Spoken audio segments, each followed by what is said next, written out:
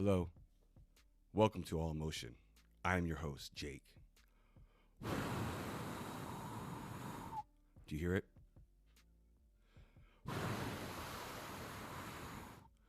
Do you hear it? Have you ever been on a roller coaster and you're creeping up to the top and it drops? That's the sound of the quiet storm.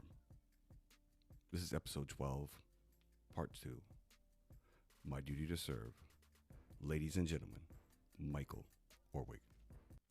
Being a cop, nothing would surprise me after a while of what people are capable of.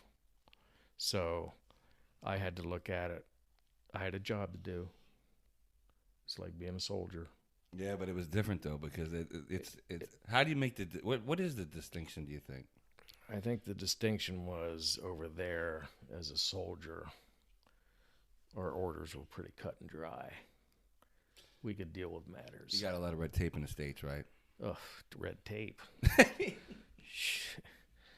Red tape. You know, I think they threw the tape away. You know, I don't think there is any tape anymore. I mean, look at the way things are. The whole thing's a freaking sideshow, and that's what that's what you end up with. The problem I see is, where does it go from here? Does it get any better, or does it to continue to erode? Now I see these. You know, you saw the stuff. Look at the Capitol. Didn't that blow your mind away? Like, and I'm on this app. I told you the app I was on, Clubhouse. The one that's from. It's kind of like LinkedIn.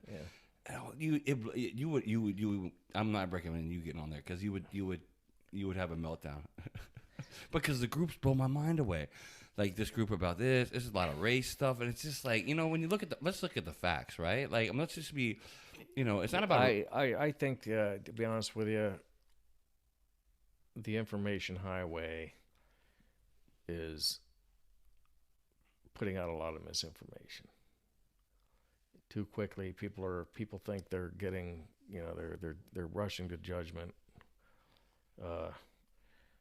very, very, very quickly on the face of things. The problem about being a cop is you get no benefit of the doubt, period. That's what I see. Heck, you get somebody getting shot, and next thing you know, they're burning their city down. They don't even know what the hell they're doing, right, or the circumstances around it. Right. But you'll see people shooting everybody on the street corners, and mum's the word. You got nothing to say about that. Nothing. So when you respond to something like a crime like that, God, it's got to be difficult because it's different than Iraq and Afghanistan. It is because you got to deal with the frustration of a victim. Yeah. And you're white. If you ever had to deal with a victim, that's what people don't understand. You got to remember that there are victims to crimes, and the cops have to deal with them too. And they get I can't tell you how many times that I've dealt with frustration, getting the blame, catching the heat round from victims' families because of the system not doing its job. I'll do my job. I'll bring people into the system. Right. That's my job. Right. However, they see. You go ahead and sit in court sometimes and watch when they dress this clown up in a 3-piece suit. I think people should be drug into court in the clothes they were arrested in. To be honest with you, it's all theater. Anything but the truth.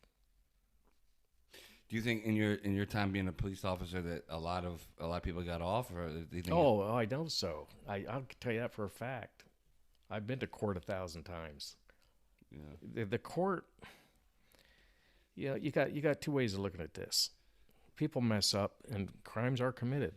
Believe it or not, there are crimes being committed out here. This stuff isn't made up. You're not making this stuff up. Okay, contrary to popular belief. Right. Somebody is responsible for this crime. Some people are caught red-handed. Some people are caught with a mountain of evidence. Some people are caught on freaking video. But it ain't them, right? It's not them. This is irresponsible. This is irresponsible. You know, the system, unless you commit something heinous, the system is designed to turn people around. You know, you sitting in denial of doing something that you did is your own demise. Right. You know what I mean? Yeah. So what do you think about, like, prisoners or people being locked up for drugs that have never committed and you're as a retiree, you don't have to answer this question, just kind of curious. They have not committed any type of violence in their childhood or anything like that. They have been arrested for just primarily distribution, sale, or anything like that. And that is potentially, they could be, you know, depending on who looks through the vice of it. But it's not a violent person. Not saying they should or should not go to jail, but in your opinion, we're tired, you don't have to answer. Out of curiosity, because we pay for people to be in prison, do we not? Yeah. Oh yeah. Yeah. So I mean, should the DOJ re-look at that structure of how we put people in prison? Well, did you ever talk to somebody who? I'm not an attorney. I know. Did you ever talk to a family member who died of an overdose? Yeah, my aunt. Okay. My aunt died. Her brother. She died. Her two brothers and I think a sister. Believe it or not. Did you ever talk to somebody? What did they feel about the person that gave it to them? Yeah, they were upset. What did they want to do? Yeah, no. What did you want to? What would you as a father do to somebody who hooked your daughter on heroin? Yeah. Well, I think I know you're right. I mean, what do you want to do as a father, not as a cop? Right. Not as a DOJ, not as a warden of a prison. Right. What would you want to do? Oh yeah. No, you're right. I feel the same way. How would you feel? All right. So I just wanted to put that out. No, there. you're right. No, this is there is more to this. Now, I'm not saying let them. I will tell you from experience. Okay, you're caught dealing drugs in this area. Hey, I've seen people arrested 5 times dealing drugs. On 5 separate occasions and arrested 5 separate times in 5 separate years and still do little stints. You know, let me tell you, you start dealing drugs, now you got a gun in your waistband. Does that change things?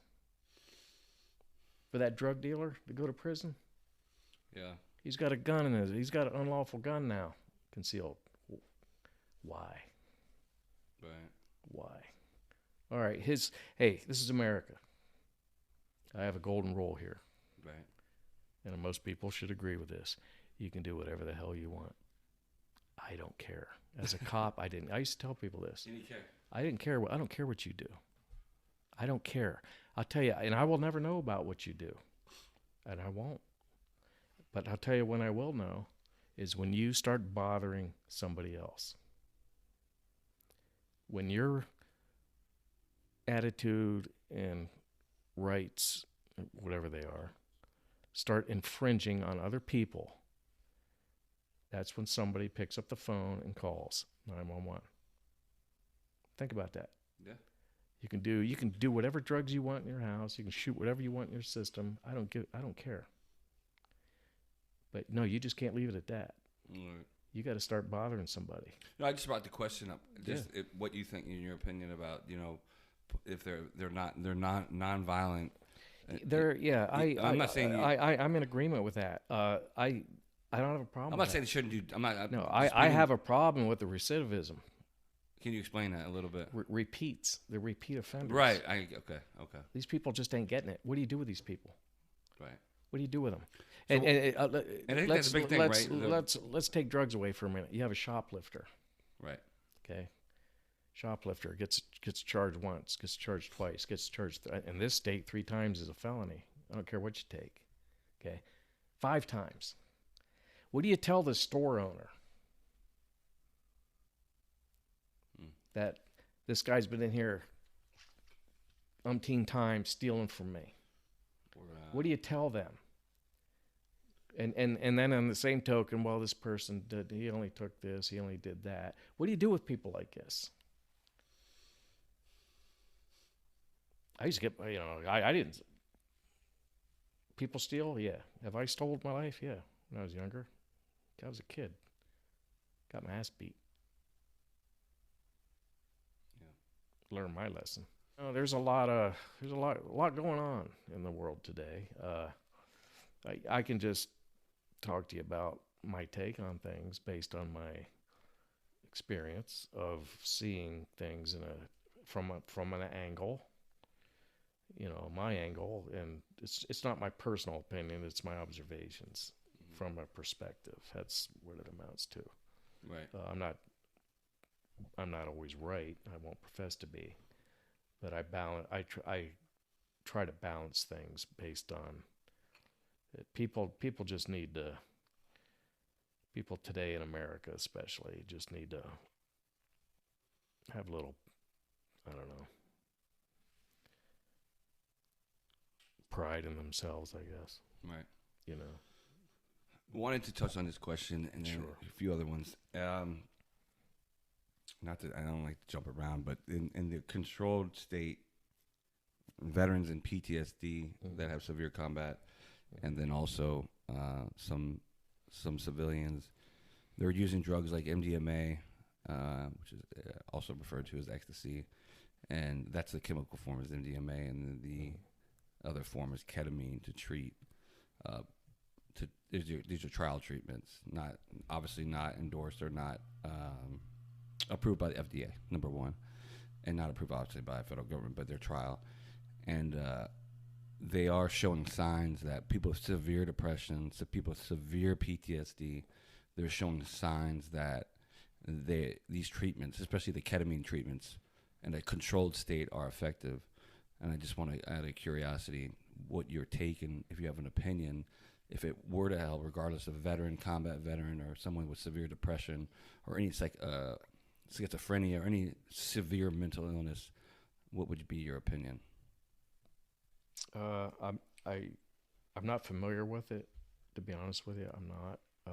The drug aspect of it, the ketamine, and the other one you would mention, MDMA. And then also ecstasy, I guess. Yeah, also and also it's like also mushrooms are using their that's been legalized, I believe, in Oregon now. Oh, have they? Oh, yes. So mushrooms, like psychedelic, and also for the reason they fall in that same family. And then also, in what you're also, and this is an important one I want to ask, a lot of the states legalizing marijuana, not only for medicinal, but now for recreation use. And being a police officer at the time, someone has a pound of marijuana, you're going to jail. But no? No, he won't go to jail. Oh, okay. He'll get charged with possession, but he won't go to jail. No. But I'm just saying today, though, it's different than when you it's almost. I'm not saying legalized everywhere, but yeah, it's. I think it's becoming more and more talked about, and it seems to be going that way. I mean, the other parts of the country have done that. Doesn't it seem like the west part of our country, the western, when you, not as a veteran, not as a cop, but as a person, it seems like the western part of our country adopts more of these legalization, recreation, even though the federal government is like, no, we're not gonna, because the biggest thing is, imagine if you had a business and you're selling weed, you can't go get a loan from a bank. Right. California is also in the toilet too. There's most people will not deny that. I look at it this way. As a cop, when I was a cop, I didn't care. You convince the legislators to legalize it, I don't make the laws. Cops don't. Right. They enforce the ones on the books. Laws, right? They enforce the laws on the books. This is how it is. And I would tell people that. Trust me, people would come up to me and ask me, what I thought about, hey, man, I said, hey, I don't care. Whatever floats your boat, I tell them. But let me tell you this. I hope they do legalize it, because I would love to take a toke before I come to work. And I want the bus driver taking my grandkids to school to smoke up a bowl too before he goes, take the edge off. I want that Uber driver picking me up to be token. I want that airline pilot. Now I want you to. No, the airline's a little different, No, right? no. Hey, I want that semi truck driver at that truck stop, hitting one up. Just take the edge off. Now I want you to think about that for a minute. And I said that to this guy. This was years ago too. Yeah, I was walking the beat, and this old stoner comes up to me. I'm happy-go-lucky. Hey, I'll talk to anybody. He posed the question, and that's how I answered him. You know what he said to me? What'd he say? You can't do that. You can't be doing that. And you know what I said back? So now you're telling me what I can and cannot do. Yeah. That's all. Did I make a point? Just now? Yeah. Yeah, you made a point. Something to think about, isn't it? When you want to open it up, we'll open it up. We got to go back. We got to finish it up here because I gotta get. I'm like you. I got busy. I got to roll out. Yeah, but right. I like that. Was deep. Yeah, that is deep. It makes you think. So, last couple of questions, and I do have to go. Yeah. So, any advice you give someone that want to pursue either military or law enforcement today in our current climate in the United States? Don't do it for the money. There isn't any. It takes being in the military or the service, the police service, I would call it. You have to have you better want it. You better want to do it. And if you find out it's not for you because you had visions of grandeur and things, then finish your obligation and get out. Or if you're a cop and it's just not for you, have the nerve to resign. Don't stay there for the pennies, and don't stay there for the freaking money, or don't stay there for whatever reason brought you there in the first place. If you're not in it, you're a soldier, Jake. It's a love-hate relationship. Yes, sir. Isn't it?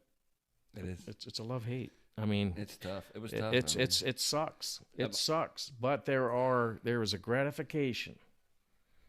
There's a gratification that comes that no other thing can satisfy. I think my mom says the best. She says to me, and you met my mother, and I don't mind sharing this with the world. She said, Jacob, in the military saved your life. And it saved mine. I'll tell you what, when we went to Iraq and Afghanistan, I can tell you more than me probably, or me more than you. If you look at it though, we almost died a couple of times. But it saved us, but it took a lot too. It didn't come cheap. And it wasn't a free lunch. No. It was not a free lunch. We survived. We got through this. Was it difficult? Very. Did I ever think, what kept me going, and I would tell my guys this: you will not be alone. That I will guarantee. It's harder when you get back home, though. To your point, it is very difficult. It is it's because been trouble for me. I mean, you know this. When I got home, I got into trouble, and I already shared this with my. I shared it. Hey, we all have our demons, and we all do things to get back our normal. Our thought processes, I know mine have changed due to, even to this day, there's not a day that goes by in my life that I don't think about the faces and the names and the things that I went through. There's not a day that goes by that I don't think about something over there. I don't know how you are, but something always comes to mind in the course of my day. That reminds me of, because even though it's been That's been 15. Well, I mean, It's been 15 years since Iraq. No, it's been you 2, 10, 11 years since Afghanistan in 08, and then 05, 04. Yeah. You know, we're looking back about 60. We're looking about that's 5, 10. That's 15, 16, 17 years that we're looking back at Iraq. Those times, time is irrelevant when it comes to thinking about those times. There are days that I just go about my business, but there are some days I just, when in the quiet times that I have, I think, I remember, I recall, I think about things that I had forgotten. Right. I remember. And it's you, just seeing you, and you started talking reminded me of other things, because it was such a download. It was such a heavy download put into your to process it. Because you had to put it away. It was day by day. I didn't care about tomorrow's mission. I didn't care about yesterday's mission. I care about right now, because I don't know if tomorrow's going to be here. Right. And that's how you lived. Right. So, and then once you got through today, you put that away. Right. Because now you have to concentrate on today, the next day, or today. And this is important, this podcast, right? Don't you agree in terms of... Oh, God, yeah. People, there's a lot of people that don't know your story and a lot of... there's these are experiences. Right. And they're real to people. They're real to me. So, for those that are listening, these things did happen. Right. And we're here to tell you about them, as we know them. Right. So, lastly, if there's anybody, and we're going to do it again because there's so much I want to touch base with you again about. How can, if you'd like, it's only up to you. How can people reach out to you? And with all our posts and how we do things on Instagram, and if I'm on the Facebook page, Jake. I think it's under my name. Okay, so we can. That'd probably be the best way. I'm not a.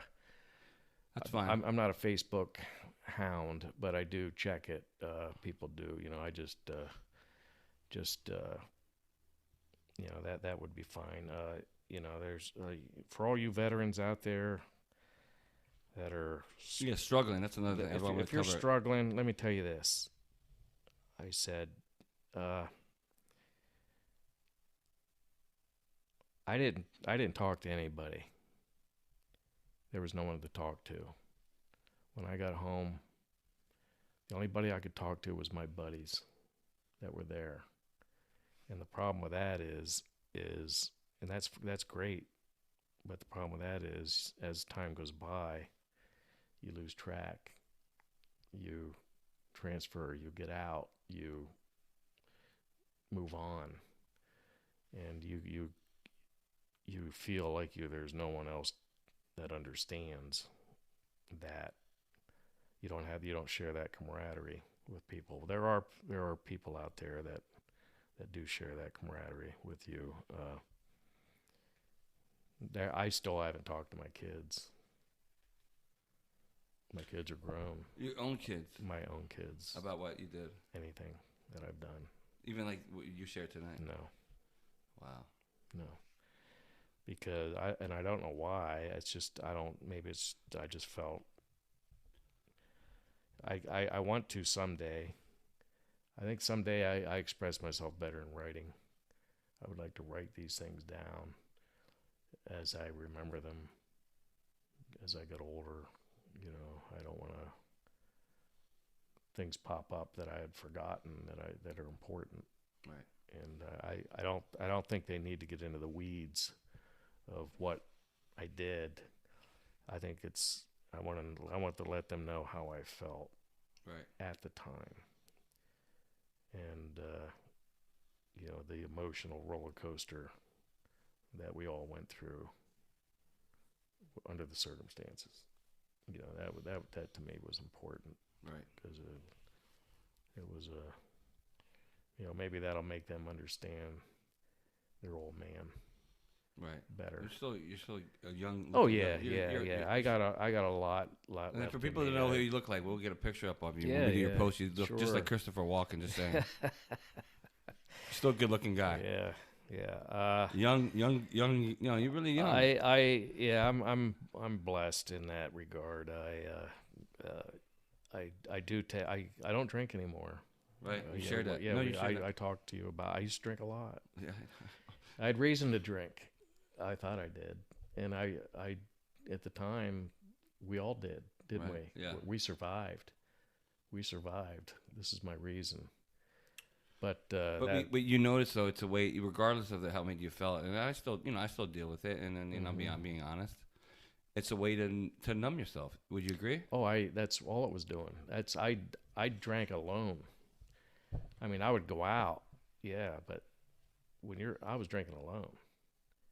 I mean, alone in my own house, I'm drinking, and I'm not talking like a beer watching TV. I'm drinking hard, and I'm drinking heavy.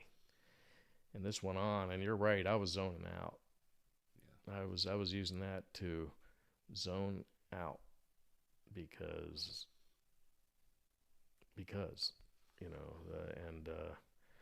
fortunately for me, I don't do that anymore. So yeah, and that's what keeps me young. That's awesome. Yeah. Well, Sergeant Orwig, Captain Orwig, Yeah. Pappy, Yeah. it's been a pleasure. Hey, Jake, it's been a pleasure. Seriously, I want to do it again soon. Absolutely. And so it's really been honest. It's been a pleasure, and I thank you for your genuine, your perspective, your honesty, and you willing to share. Yeah. Yep. So thank you again. You're welcome. Wow. He did it again. Part 2. My duty to serve. Michael Orwig. Thank you again. I mean, come on, everyone. Jeez Louise. Thank you again, Mike. It was amazing. Oh, my gosh. You knocked it out of the park. We look forward to having you back on All Emotion again soon. Truly, thank you again for taking your time. I just want to say briefly, a little bit of housekeeping. Please be sure to follow All Emotion Podcast on Instagram. Also follow our link tree in the bio. Soon, as we spoke before, we have the website coming, so I'm very excited about that. So please stay tuned. Obviously you can follow us all on Spotify, YouTube, Google, and Apple Podcasts. I'm Jake from All Emotion. Thank you again for your time. And please, we have an amazing episode for coming next week. Please stay tuned. I'm Jake from All Emotion. Take care and be safe.